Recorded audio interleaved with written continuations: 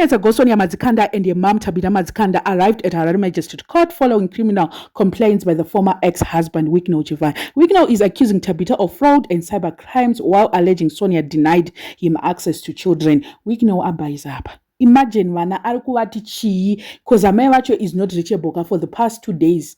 Arikuva explain kuti mama ari holiday. Vari kupi?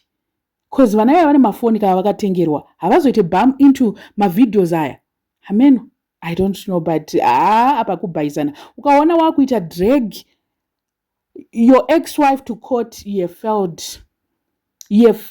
And ukaona futi iwe uri mukadzi uchita drag your ex ku court, awa mafaila futi. Zvimwe zvinhu zvinofana kugadzirisanwa. Pane zvimwe zvinhu zviri zvatinogona kuaccepta kuti zvinogona shuwa kuda kuti court ipindirire, but zvimwe zvinhu hazvitomboda court kuda kunyadzisirana chete. Why is he dragging the mother of his kids? Is he trying to prove the world that he has power?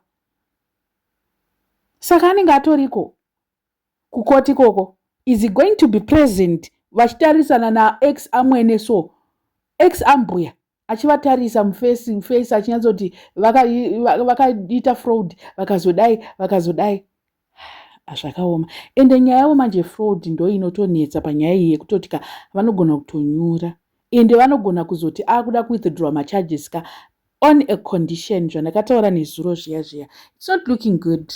And Sonia, I like her spirit. She's trying by all means to be strong. Aringatsoratidza kuti, she has got this hands, I'm okay. Ndo zvaari kutaura musikana. She just said, I'm okay. Imagine being dragged for this. Malawyer iwa akaprepare ani kunyatsoratidza kuti ari serious. Malawyers ake ana rex varipo vari kunyatsoona kuti zvinhu zviri kufamba sei, zvichabuda sei ikoko. I think within an hour or two tinenge takunyatsoziva imwe information ichauya kuti zviri kunyatsofamba sei kucourt kwacho ikoko. But Wigno shame. Ameno kuti homework yake akaita sei, but obvious anenge akatoconsulta.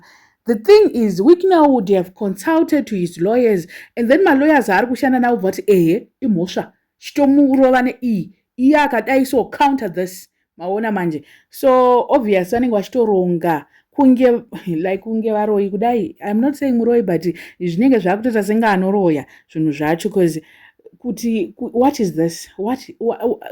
I'm failing to understand.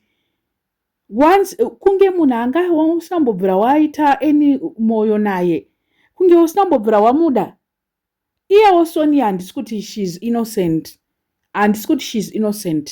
munhu wekutiwo panokanganisa panoita sei, but some of the things you just have to ignore. Learn to see zvinhu zviri important mulife and uonerewo vana mangwana. Maona manje vese vari tu vari kutadza kufungira vana. Ende zvakutoita senge vana vakukura in a broken family. Already it was broken and it's now more broken nenyaya yekuendesana kumakoti iyi, because pakati pavo hapasina co-parenting iri healthy. Mukuona manje kwazvakuenda itafe iyo havasi kufungira vana vavo kuti it's going to affect the kids more than them. Padhiri ravo rese rekuendesana kukoti kune kusudisana nekuita sei, because pakati pavo pana achatoluza iyo koti yanhasi iyo iyi.